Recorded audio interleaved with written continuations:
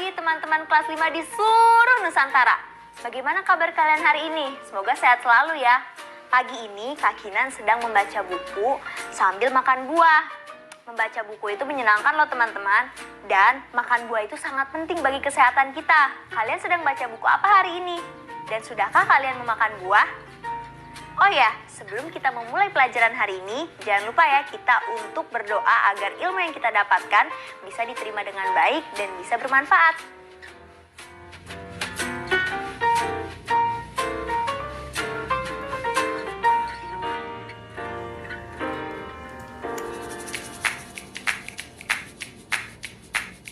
Selamat pagi saudara. Hari ini kita akan mempelajari mengenai perubahan iklim dan pemanasan global. Tapi sebelum itu, tanyakan 3 pertanyaan ini kepada orang tua atau wali kalian di rumah. Pertanyaan yang pertama, bagaimana iklim di tempat tinggal kalian saat ini? Pertanyaan yang kedua, apakah iklim itu berubah jika dibandingkan dengan dahulu saat orang tua atau wali masih kecil? Dan pertanyaan yang ketiga, apa saja perubahannya? Kalian bisa mencatatnya di buku kerja kalian. Selanjutnya, kita akan beralih pada informasi siklus air yang akan diceritakan oleh Kak Indra. Terima kasih Kak Kinan. Lebih dari 4 juta tahun, bumi sudah mendaur ulang air. Air di bumi bergerak melalui danau, sungai, laut, atmosfer, dan tanah dalam suatu siklus yang terjadi terus-menerus. Dalam siklus ini, air tak selalu berwujud cairan, tetapi bisa juga berwujud gas, yaitu dalam bentuk uap air, dan berwujud padat, yaitu es. Apakah kalian siap bertualang bersama air? Yuk, kita ikuti tahapan-tahapannya. Simak baik-baik ya, karena akan ada banyak istilah baru di sini. Evaporasi. Panas matahari yang menimpa permukaan bumi menyebabkan naiknya suhu permukaan air di sungai, danau, dan laut. Nah, saat itu, sebagian air menguap ke udara. Hasil penguapannya disebut uap air. Pohon dan tanaman juga mengalami penguapan dan disebut transpirasi.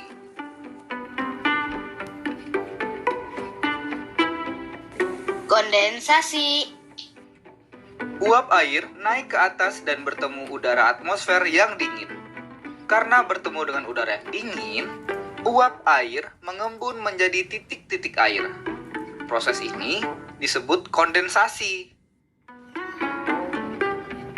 Titik-titik air kemudian berkumpul membentuk awan. Tekanan udara menggerakkan awan-awan berputar di sekeliling bumi. Resipitasi. Jika penguapan terus terjadi, makin lama titik-titik air dalam awan menjadi makin banyak dan makin berat, sehingga udara tak kuat lagi menahannya. Akibatnya, titik-titik air itu akan jatuh lagi ke bumi dalam bentuk hujan, salju, atau hujan es. Kemana perginya titik-titik air itu setelah jatuh ke bumi? Ada air yang langsung ke sungai, danau, atau laut. Nah, sebagian air akan meresap ke dalam tanah menjadi air tanah. Juga diserap oleh akar tanaman. Nah, kemudian siklus yang menakjubkan itu berulang kembali. Makin banyaknya tanaman dan pohon-pohonan membuat air yang diserap juga makin banyak. Akar-akar pohon menahan air dalam tanah sehingga cadangan air bersih menjadi lebih banyak. Dari situ, muncul mata air segar. Merekalah penyedia air bersih untuk berbagai macam kebutuhan makhluk bumi. Sayangnya, saat ini banyak pohon yang ditebang. Jika demikian, tentu ketersediaan air bersih jadi berkurang, bukan?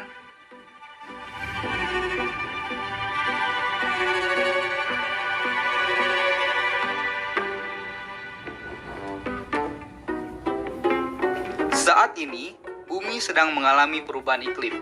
Salah satu penyebabnya adalah pemanasan global. Berbagai macam kegiatan manusia, seperti pembakaran bahan bakar yang terbuat dari fosil, yaitu gas alam, minyak bumi, dan batu bara, lalu penebangan hutan, dan penggunaan obat-obatan di bidang pertanian menyebabkan menumpuknya gas rumah kaca di atmosfer. Penumpukan gas rumah kaca tersebut menyebabkan suhu bumi memanas.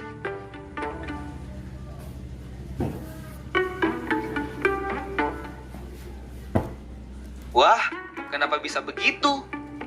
Ternyata, ketika suhu bumi meningkat, es yang ada di puncak-puncak gunung maupun kutub-kutub bumi meleleh lebih banyak dan lebih cepat. Itu juga menyebabkan permukaan air laut naik. Akibatnya, pulau-pulau bukan saja beresiko terendam banjir, tapi tenggelam dan hilang. Apa yang bisa kita lakukan untuk menghambat pemanasan global ini ya? Nah, itu tadi cerita dari Kak Indra. Setelah kalian mendengarkan penjelasan mengenai siklus air dan dampak perubahan iklim, sekarang saatnya kalian menjawab pertanyaan berikut ya. Selamat menjawab.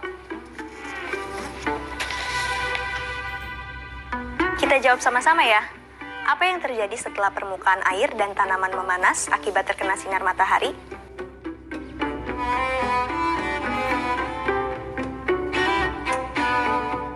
Iya, tentu saja akan terjadi penguapan. Pertanyaan kedua, kemana uap air pergi? Ia akan berubah menjadi apa nantinya?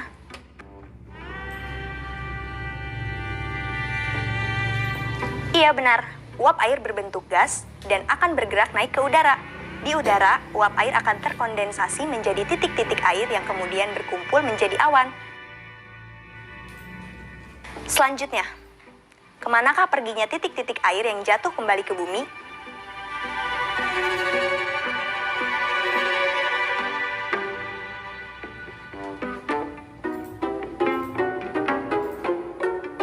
Kamu benar, ada yang langsung kembali ke sungai, danau, dan laut.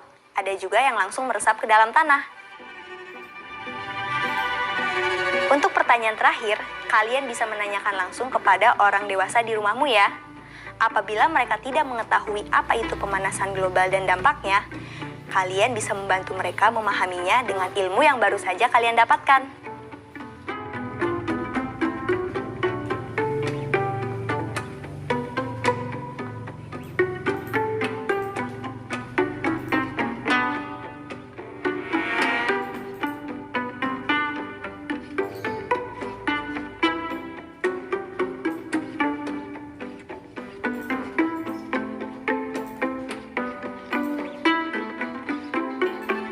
Kata baruku.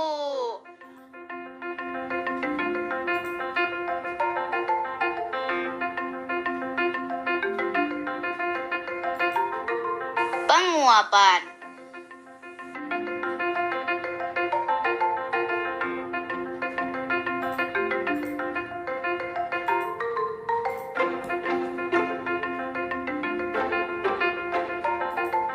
Perubahan bentuk uap air menjadi titik-titik air.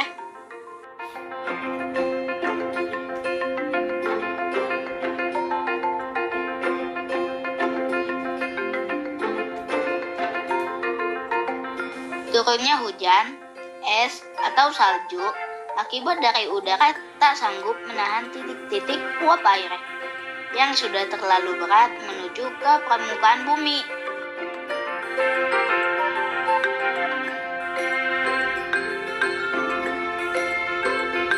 Penguapan dari permukaan daun tumbuhan.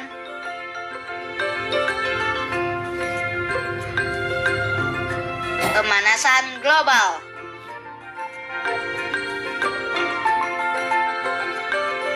Kondisi peningkatan suhu bumi akibat terlalu banyaknya penumpukan gas rumah kaca.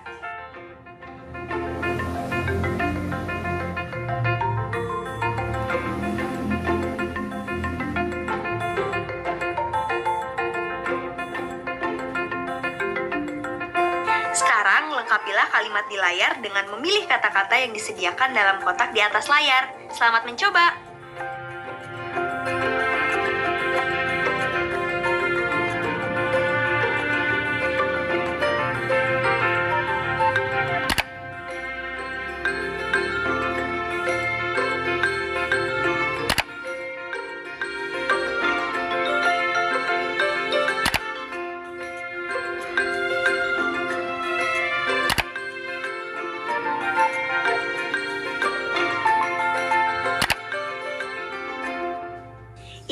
kunci jawaban yang benar. Pasti kalian benar semua ya jawabannya.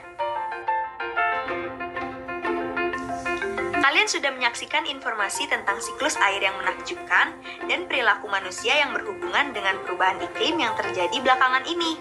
Berdasarkan informasi yang sudah kalian pelajari, tulislah dampak perubahan iklim tersebut bagi manusia ke dalam bagan berikut ini.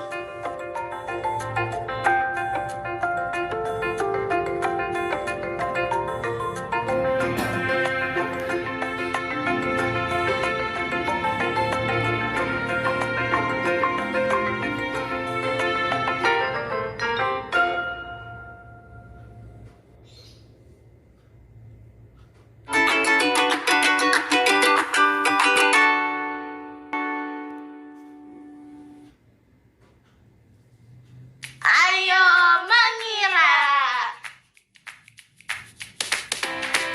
Masuk ke numerasi kali ini, kalian diminta untuk memikirkan sebanyak mungkin pasangan bilangan yang jika dikalikan akan menghasilkan angka 12. Selamat berpikir!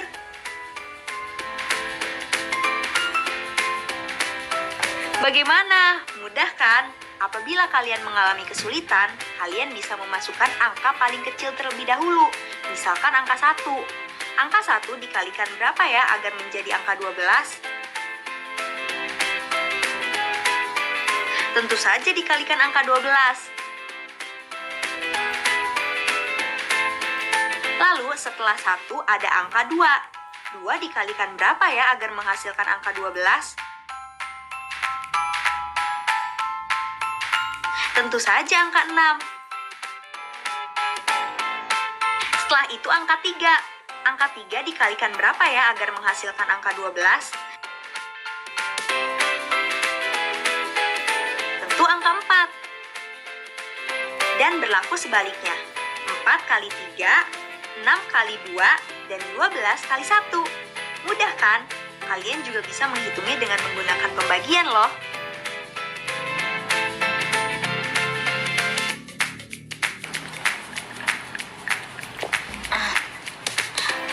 Hari ini panas sekali ya.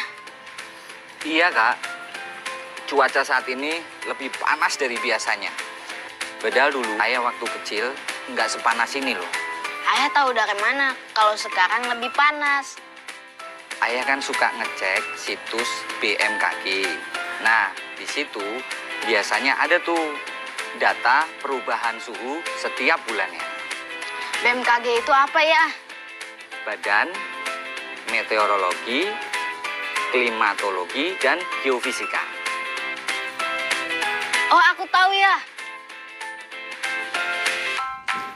Nih, ayah kasih lihat ya, BMKG. Nah, nih. Ya kan?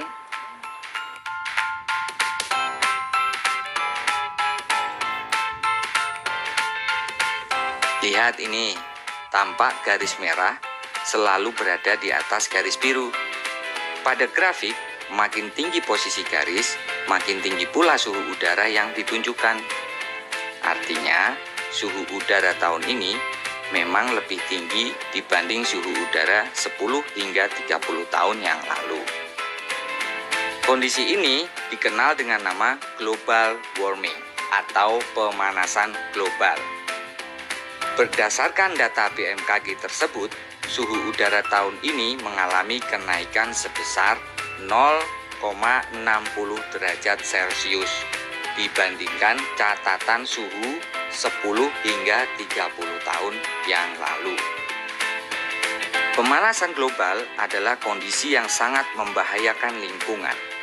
Jika terjadi terus-menerus, pemanasan global dapat menyebabkan kekeringan, bahkan dapat merusak lingkungan tempat hidup hewan, tumbuhan, dan manusia. Mencatat suhu secara rutin penting untuk dilakukan agar manusia lebih waspada terhadap terjadinya pemanasan global.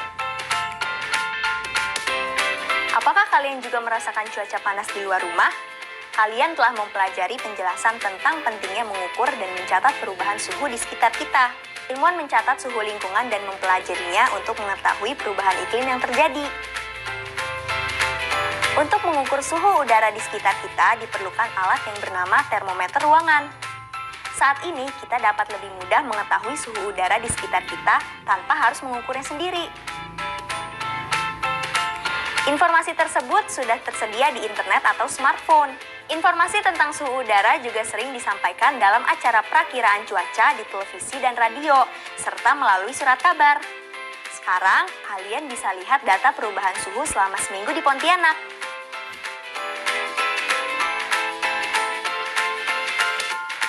Kali ini kita akan membuatnya dalam bentuk diagram garis. Pertama, buatlah garis mendatar dan garis tegak seperti gambar di layar. Garis mendatar mewakili hari Senin sampai Minggu, dan garis tegak mewakili suhu udara dengan interval seperti contoh di samping.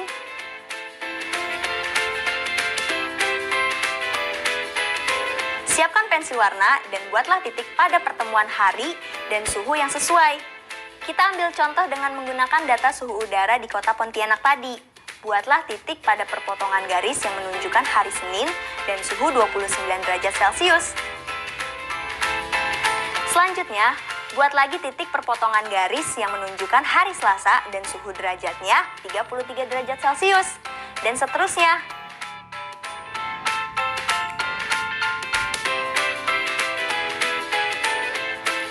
Setelahnya, kita hubungkan titik-titik tersebut menggunakan garis dengan warna yang sama. Hasilnya akan menjadi seperti ini nanti. Mudah kan? Sekarang, coba kalian buat grafis yang sama menggunakan data suhu di kotamu selama seminggu. Lalu, masukkan data ke dalam diagram garis. Selamat mencoba!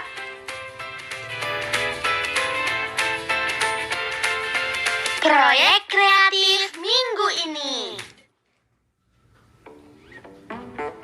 Setelah tadi kalian mempelajari mengenai dampak perubahan iklim, serta pembuatan grafis garis pada data suhu mingguan, sekarang saatnya kalian mempersiapkan proyek kreatif minggu ini. Proyek minggu ini adalah menulis teks berita dan menyiarkannya. Sebagai sumber inspirasi, kalian bisa membaca teks berita. Kalian dapat menggunakan kalimat-kalimat yang serupa dengan kalimat teks berita tersebut.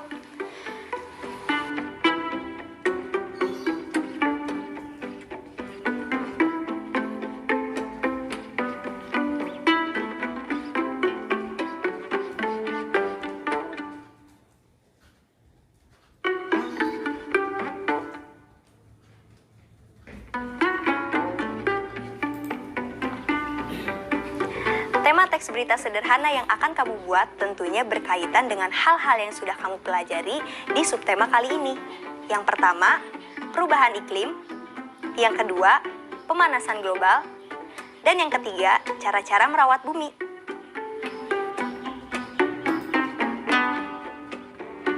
Di hari pertama, buatlah rencana dan persiapan proyek. Ikutilah bagan berikut untuk mempersiapkannya. Selamat berkreasi!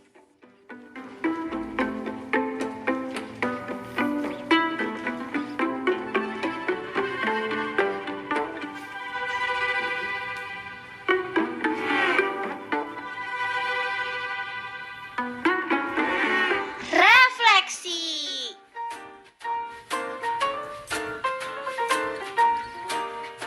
Gak terasa kita sudah saatnya masuk ke segmen refleksi. Dengan data yang ada di layar, jawablah pertanyaan yang ada di bawah grafis.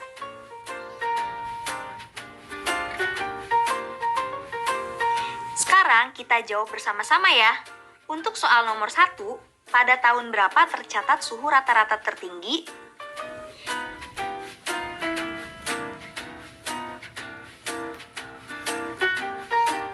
Tentu saja, suhu tertinggi terjadi pada tahun 2016.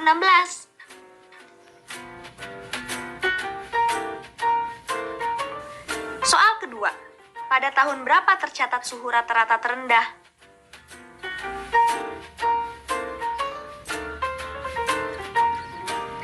Jawabannya, suhu terendah terjadi pada tahun 2011. Lalu, pada tahun berapa tercatat suhu rata-rata naik?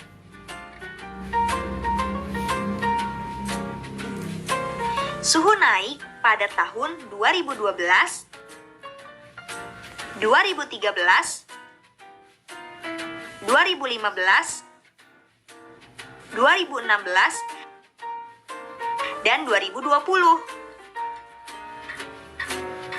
Selanjutnya, pada tahun berapa tercatat suhu rata-rata turun? Suhu turun pada tahun 2014, 2017, dan 2018.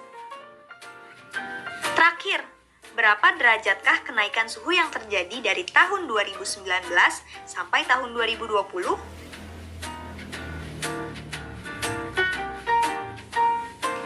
Suhu naik adalah 0,20 derajat Celcius.